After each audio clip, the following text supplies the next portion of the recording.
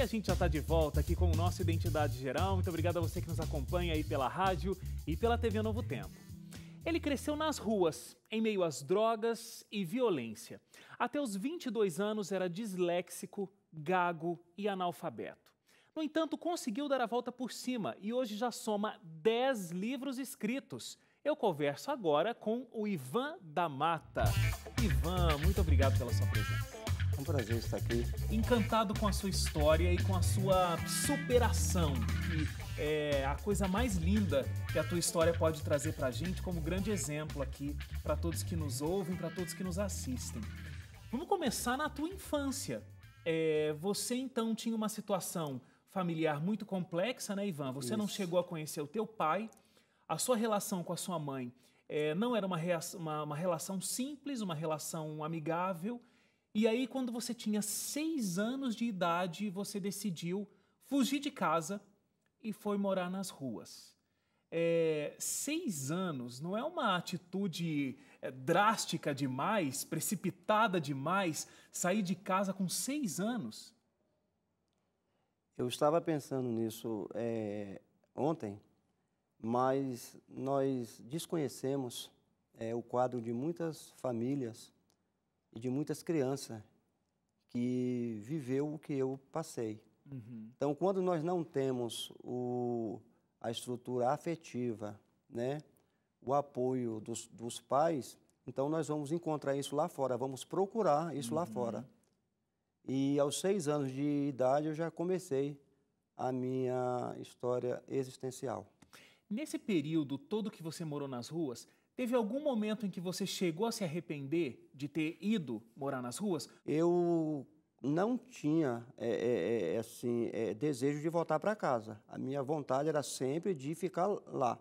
Mas existe um laço familiar tão forte que eu acho que fica ali no nosso subconsciente e isso nos faz, às vezes, voltar. Essa vontade de encontrar esse abrigo que não existe lá fora nos faz voltar. E a minha vida foi assim, até que em uma certa idade eu fui e fiquei fora da minha casa por muito tempo. Com quantos anos, mais ou menos? Mas quando eu inteirei 11 anos, né? Super novo ainda. 11 anos, mas dos 6 aos 11 anos, eu vivia muitas das vezes na rodoviária de Brasília, né, com uma latinha de graxa, com uma escova, engraxando os sapatos, porque naquela época eram umas filas quilométricas, né, e dormindo no banheiro da rodoviária. Lá tinha um centro chamado CONIC, no centro de Brasília, que era um lugar de prostituição, né? E ali eu dormia muitas das vezes. E quando eu entrei os 11 anos, aí eu entrei na droga mesmo, né? Droga e submundo do pecado, prostituição. E com 14 anos eu morei em uma zona de prostituição e lá eu era sustentado pelas mulheres, porque eu dançava Blake, rap, tinha os cabelos grandes e tudo. Você não chegou a passar pela situação de se prostituir? Ou também? Não. Mas você viveu nesse meio? Vivi nesse meio. Deus me guardou de uma certa forma, assim, de passar por essa situação. Como é viver nas ruas? Não existe outro caminho realmente para quem está lá? O caminho das drogas, o caminho, de repente, da prostituição, da violência, da criminalidade, é algo que vai acontecer naturalmente? O mundo é um atrativo para muitas pessoas. Claro. Quando você não tem paz, quando você não tem apoio, a amor, e que você não tem uma vida normal, você vai procurar lá. E, de certa forma, acaba que você acostumando, né, a viver ali, porque ali é um mundo de ilusão. Você encontra com outras pessoas que estão vivendo a mesma condições sua e você vai se acostumando ali. Existem pessoas que se acostumam. É um modelo mental diferente, né? Quem não está morando nas ruas, quem recebe uma educação familiar, uma educação de base, uma educação realmente da escola, acaba criando um modelo mental diferente. Mas quem está na rua tem uma outra concepção do que é a vida, tem uma outra perspectiva de vida que muitas vezes não envolve deixar as ruas. Era mais ou menos por aí que você pensava? Como você imaginava o seu futuro? Então, até os 22 anos, eu não pensava, porque A maioria das pessoas que vive igual eu vivia, vive, na verdade, uma alienação, né? Eles vivem alienado, né? E ali ele se acostuma na droga, viver ali, comer um dia sim e outro não, procurar pedaço de pão em lixeira, pedir. Então, eles se acostumam ali. Mas quando eu inteirei 22 anos, eu comecei a pensar como seria o meu futuro, né? O que eu ia fazer? Gago, analfabeto, sem documento, né? Sem profissão, sem perspectiva. O que seria de mim? Até os 22, você deixava que a vida te levasse. O que acontecia estava bom, o que não acontecia também estava. Com 22 anos, essa possibilidade de o que vai ser da minha vida, o que vai ser da minha existência aqui nesse mundo, começou a te incomodar um pouco mais. E é interessante que com 22 anos, isso era 1984, foi que você conheceu um empresário que acabou te tirando das ruas. E é interessante porque foi bem nesse momento onde o futuro começou a te incomodar e você teve uma perspectiva de mudança de vida. Esse empresário te ajudou a tirar os teus documentos. Foi verdade. E ele te ajudou financeiramente e a partir de então a sua vida mudou completamente, é isso? Isso, é isso. Quando eu inteirei 15 anos, eu comecei a fazer mel de abelha falso e vendia, né? E começava a vender no entorno de Brasília. Mas isso, quando eu fui inteirando 19, 20, 21 anos, isso foi me incomodando tanto, porque existia uma voz que ficava ali falando comigo, você está enganando, você está fazendo coisas erradas. E eu já comecei a pensar na possibilidade de mudar, mas eu pensava como? Porque eu vivo na margem da sociedade. Quem vai me dar as mãos? Que elemento você vai ter para poder mudar a tua história, né? Eu não tenho, assim, eu não sei ler, não sei escrever. E teve um tempo que eu pensei assim, se Deus mudasse a minha vida, eu ia me entregar de corpo e alma e ia procurar essa mudança. E foi aí que um dia eu encontrei com essa pessoa, ele falou, o Ronaldo, que mora na rua de baixo, ele está trabalhando comigo, é uma linha de alumínio novos, ele está ganhando muito dinheiro. Você não quer ir ver se você trabalha comigo e muda a sua vida? Falei, sim, quero sim. Aí eu comecei a trabalhar, mesmo gago, analfabeto, eu vendia mais do que todo mundo. É mesmo? Eu conseguia qual vender. Que era o segredo?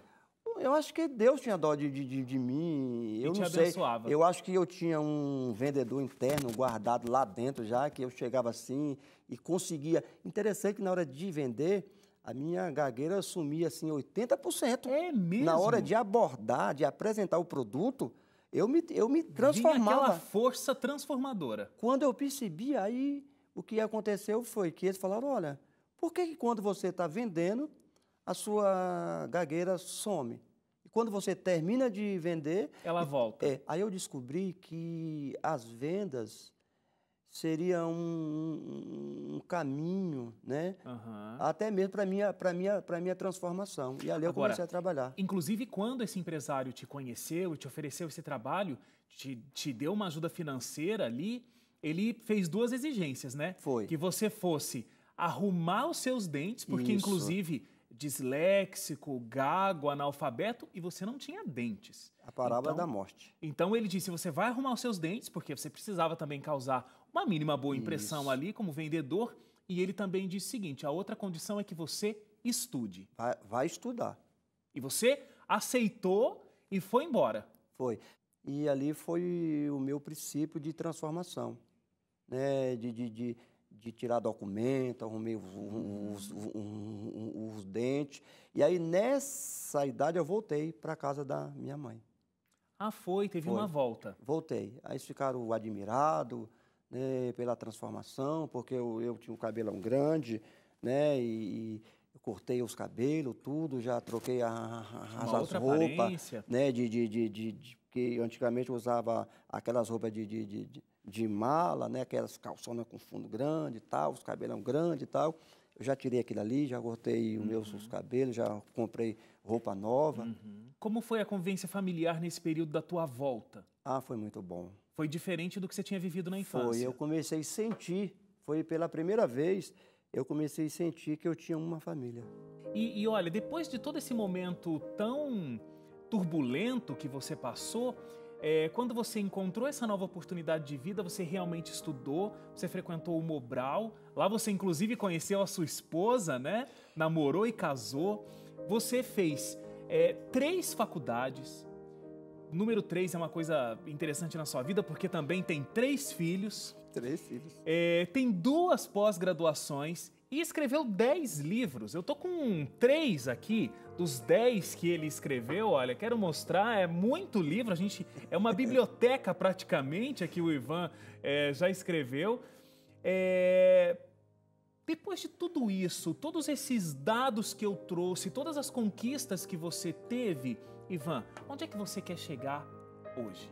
Qual é o teu sonho hoje? O meu sonho é fazer com que a minha vida, né, e os meus livros possam alcançar milhões de pessoas que estão vivendo a situação que eu vivi no passado e que a minha história possa alcançar muitas pessoas que têm um sonho, que quer estudar, que quer trabalhar, que quer vencer, que quer superar as suas limitações. Ou seja, assim como aquele empresário foi tão fundamental para a tua história de vida, hoje você gostaria de ser um pouco do que ele foi para as pessoas que vivem a situação que você viveu no passado. Eu gostaria, da mesma forma que eu recebi aquela oportunidade, eu gostaria, através da minha história, das minhas literaturas e da minha vida, poder também dar as mãos e dar uma resposta para a sociedade, né? Porque a sociedade, ela exclui, ela estigmatiza, né? Ela estereotipa, né? Ela faz com que as pessoas vivam somente na margem da sociedade, e nada mais do que isso. E você sentiu muito fortemente na tua pele esse preconceito, né, Ivan?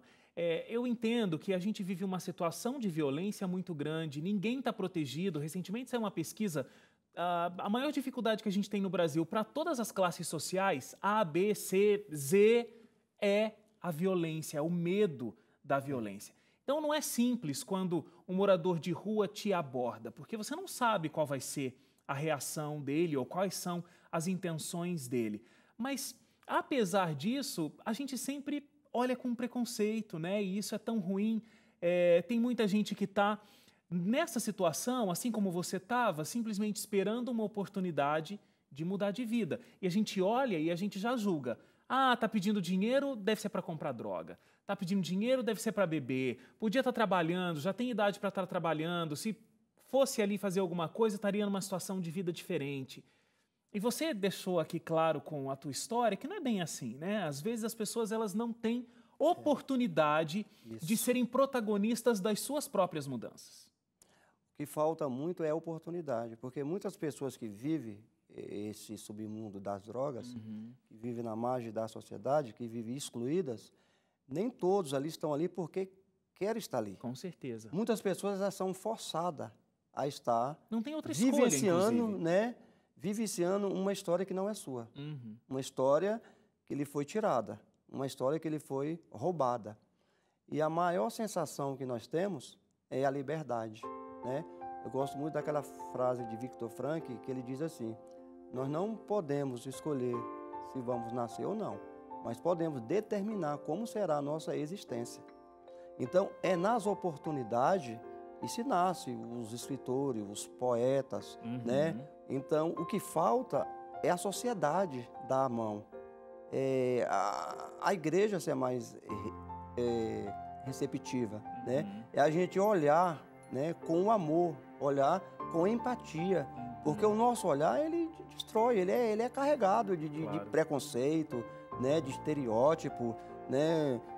A gente já olha excluindo já. Então, nós, muitas das vezes, nós somos vítimas desse olhar, né? A sociedade, ela olha assim, ela não tem esse olhar empático, esse olhar que vai construir a identidade de uma pessoa. E você foi salvo por esse amor ao próximo, que é tão raro, né? E eu espero que Deus continue te abençoando para que você consiga realmente, com o fruto do teu trabalho, ajudar essas pessoas.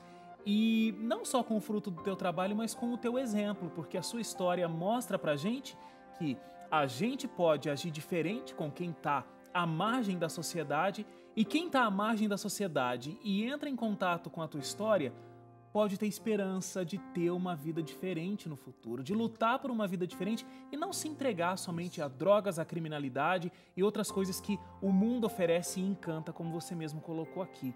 Então, Ivan, parabéns pela tua história, que Deus continue te abençoando e que esse amor ao próximo que te salvou continue salvando outras pessoas. Muito obrigado. Eu agradeço, foi um prazer estar aqui, uma honra mesmo, viu? Poder estar participando com vocês e que Deus possa te abençoar muito aí. Amém? Amém, muito obrigado. A gente vai fazer uma parada rápida para o intervalo, a gente volta em instantes, não sai daí, o Identidade Geral continua.